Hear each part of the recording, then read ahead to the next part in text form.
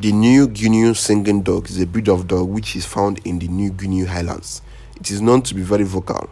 It is short-legged and broad-headed, and at maturity it reaches 18 inches and 14 kg.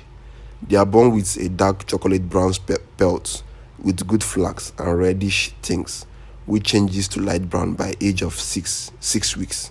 For adults, the colors are brown, black and tan, all with white points.